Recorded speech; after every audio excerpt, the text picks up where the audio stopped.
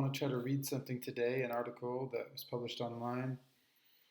I don't know if that's really technically a podcast, but we'll go ahead and go for it here in the quarantine zone, California. Hopefully that'll end soon. But anyway, so this is an article entitled Transdermal Magnesium and Chelation, Removing Aluminum and Endocrine Disruptors from the Body. So what it says here is magnesium deficiency is an obstacle to the chelation of toxins. Magnesium disodium versions of EDTA, Magnesium Disodium EDTA, and then there's this big long molecule name. The most widely recognized chelation agent for heavy metals and certain minerals can be easily found in medical literature and needs no introduction here. This EDTA stands as proof of magnesium's role in the synergy of chelation in the human body, how acids and metals or certain mineral salts react outside of the body. By mixing industrially produced acids to specific metals to produce combined forms should not be confused with the seemingly identical process mirrored with the living human body. Let me read that again. How acids and metals or certain mineral salts react outside of the body by mixing industrially produced acids to specific metals to produce combined forms should not be confused with the seemingly identical process mirrored within the living human body. In the living body, enzymes play a key role in these interactions. Magnesium is involved in all of these interactions through the enzyme's own dependence on magnesium for a more perfect transformation, catalyzation, chelation, or conjugation. Magnesium is an essential factor for enzyme efficiency. Magnesium is also a natural calcium blocker, reducing the cell's rigidity. Many supplements which have been made outside of the body, such as magnesium malate, magnesium citrate, magnesium aspartate, magnesium glycinate, magnesium threonate, etc., differ from the R form, natural, and mirror molecule within the living body. The body creates these forms from the base magnesium chloride molecule by acidification processes combined with lipid molecules, fats to create what it needs internally. This does not mean that these supplements do not have value, as they can be helpful in certain situations. However, once the transdermal route for magnesium chloride is understood fully in the future, as it was in the past through the Roman and Greek thalasso, bath, and thermal culture of antiquity, we will realize that the skin is the ideal yet overlooked place for these transformations into various magnesium combinations the body needs. Malic acid is a well-known chelation agent of aluminum in the body. Aluminum is one of the most pervasive toxins in the environment and in the body. Malic acid is not only found in apples, but it is also found at the cellular level and is part of the ATP cycle, known as the malate aspartate shuttle. Magnesium combines with malic acid to form magnesium malate, which becomes a fierce detoxifier of aluminum in the body. Many cosmetics use malic acid as it falls under the category of AHA, alpha hydroxy acids, beneficial catalysts in the propagation of skin cells and tissue regeneration. The skin, as a barrier, has a natural acidity. The acids in the skin act not only as a protective agent, but as in the process of fermentation, they help create a living flora on the skin. When applied, magnesium chloride brine, the base form of magnesium from the sea or from crystallized sea strata within the earth, penetrates into the skin and combines with these acids in the first layer, then fats in the next layers to be better assimilated and used by the body. Magnesium is also a well-known antagonist to the fixation of aluminum along with calcium, if optimal levels of magnesium are maintained. Nutrient-dense nutrition alongside the transdermal application practiced by our ancestors, as mentioned above, is key here.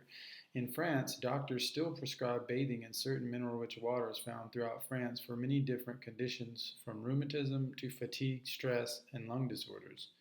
Many in America have forgotten these traditions. Magnesium is also an antagonist to cadmium, lead, nickel, and beryllium absorption in the body. Increased magnesium intake facilitates the elimination of cadmium through urinary excretion. Magnesium, along with a healthy metabolism, is also antagonistic to lead absorption in the vital organs. Why is purity so important for the chelation and removal of modern toxins, heavy metals, endocrine disruptors, and the acid residues which cause aging? A naturally formed soft stone called bischofite, found in the crystallized zechstein seed deposits underneath the city of Veendam in Holland, contains the only form of pure magnesium chloride. 95% of magnesium oils, magnesium chloride, and magnesium carbonate come from chemically treated, solvent-treated magnesium deposits, which must then be upgraded, the industry-wide term for this, to separate the derivative magnesium from potassium, heavy metals, and other contaminants such as bromine, parentheses Dead Sea, or mercury, parentheses Salt Lake. This magnesium is stripped and sterilized to be the isolated substance MgCl, whereas natural magnesium chloride, being pure in its natural state without contaminants, allows for a better uptake by magnesium-dependent enzymes. These enzymes in turn create stronger bonds, more efficient conjugation, and more efficient uptake through their acidic conjugations, such as magnesium malate, to better remove aluminum and other toxins. One does not need a study to know that one can build better with the stones that nature intended. Why are glass containers so important? If, instead of pouring pure, zero oxygen sealed 1,000 liter cubes of magnesium oil into glass bottles, one decided to pour this substance into thousands of user-end, soft, made for appearance thin plastics, we would effectively increase by 500% the level of exposure of the dry oil substance to endocrine disruptors and microplastics. Endocrine disrupting chemicals absorb quickly into the oil when one multiplies the surface area contact. Additional leaching would occur during storage and usage as the plastic degrades in contact with halogens, lighting, and oxygen. This would not only reduce the initial quality of the substance, but it would limit the magnesium's capacity through magnesium-dependent enzymes in the body to remove these same endocrine disruptors from the body.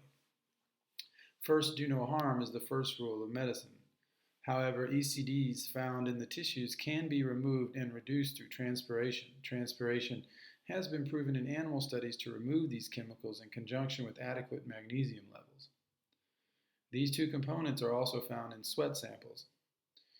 It is a simple logic that the less you contaminate yourself with ECDs, especially for such an important mineral such as magnesium, the less effort, parentheses, years, it will take to remove them. For only $3 a week, the right choice is easy. And then there's just stuff about the articles and where to find other podcasts and articles and stuff. So yeah, this article was great, and found this on theheartoftradition.com. It took a while to write, but I really wanted to. I put this on heartoftradition.com, but it took a while to write. But it was really something I needed to get out there because there's a lack of understanding about chelation, why chelation is so important with magnesium, and why the modern toxins that are ubiquitous, especially aluminum in the environment, in our bodies, things that shouldn't even be there, why it's so important that we have a substance powerful enough to pull these things out of the body. And to do it easily long term and not something that's just acute and you have to go to the hospital and get this kind of treatment or whatever, but something that can be done as we throughout the year to be bringing this level down as we grow and as we age and everything else. So that was what I found to be important, because it's more like a lifelong thing, and things can move along pretty quick when the magnesium levels are high enough in the body and they are there's no limiting factor to how the body can function through the right amount of dilation, the right amount of blood thickness or mineralization or pH or whatever kind of homeostasis needs to happen there, where these things can move freely and get out of the body. Also, the malic acid and other types of therapies such as B3 niacin full flush therapy and the mistletoe, and there's all sorts of other things out there that redden the skin and bring about a sort of state of what would you call it? A state of detoxification. It can also be things based in ammonia and things based in dilation, like CBD, things that help dilate, open things up a little bit, so that we can get some of this stuff out. But the aluminum has to typically be broken down to a certain degree through some sort of acidification process or ammonia process, to where it can be rendered, I guess, possible to exit the body, because the body's not set up to get this stuff out in a way. It kind of shouldn't have got in there to some degree. There's kind of almost like a tragic flaw, like something that was done that was wrong, and so now we're stuck here. But there is a way out, and I'm not saying it's perfect. Of course, first do no harm is always going to be the most perfect, I guess. But there is a way that the body has a lot of capacity, and so sometimes in order to get the bad stuff out, sometimes we have to end up taking some bad stuff that we wouldn't have had to take if we were in a normal state. Like the niacin is a good example of that, because it's an ammoniac principle, this niacin, and so it comes in there and breaks down some of the aluminum, and ammonia is famous for breaking down aluminum as chemical reactions. So it's something that you wouldn't want ammonia in your body, like outside of the norm, right? You wouldn't want to go beyond that and to supplement that or go beyond that. But because we're in the trap we're in, where we've already made mistake number one, now we have to kind of bring in this lesser of two evils, I guess you could say, to push out to break that one down and let them fight it out, right? It's kind of like that. And so it becomes almost a contradiction in itself. And so it's hard to find that solution, because typically most people would be of the mindset that you have to go backwards in time, like go back to the most natural cures, the most natural this. Everything has to be the most natural. There's nothing radically modern that can help us, or it's all like going back, and that's how the body works. But what I've noticed is that there's a spirit contradictory kind of, what would you call it, like approach to this, which can seem at first like something negative, but actually in the end it's actually doing something positive once we kind of just hold back and have the patience to watch what it's doing. So we do have to find a way to get out of this situation and break down some of this aluminum to where we don't have to end the life cycle in pharmaceutical medical slavery, which a lot of people have as final act or chapter of their life in America after a certain age. Cancer and prostate and all these things like just multiply. And so trying to build up a 20-year window before that, or something to where the body can get these things out, not just through nutrition, but also through not having any deficiencies and having high enough levels to be able to get this stuff out. And then some of the understanding of some of the different types of strategies that can be used, which are interesting and probably not even expensive. I think a lot of the best solutions will come forward, and they won't be onerous or very expensive. That will come forward, but we have to be open to trying them out, and we have to almost be not like foodies, but we almost have to be a tester in a way with our body and allow ourselves to test things and try new things and try to break free of this stuff. And it's not like you become your own doctor, because but you do have to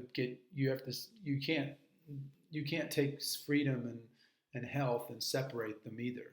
They're united, and so you have to have some sort of arbiter in you that decides. And so the tutelle of being underneath the doctor and all this stuff can get you in a lot of trouble, especially in modern medicine, where doctors are prescribing vaccines left and right, and so this is not healthy. So you have to have your own independent spirit to a certain degree, When I first started on this path, I thought I was self-medicating. I was self-diagnosing. I was taking my own tests for my thyroid and getting the right numbers and having to go run those numbers through other people who knew much better than the people I was talking to. And so, and I did. I had to self get out of that, and figure all that stuff out. And now I'm just used to it. Now I just know that that's the way forward. Freedom and your health are united.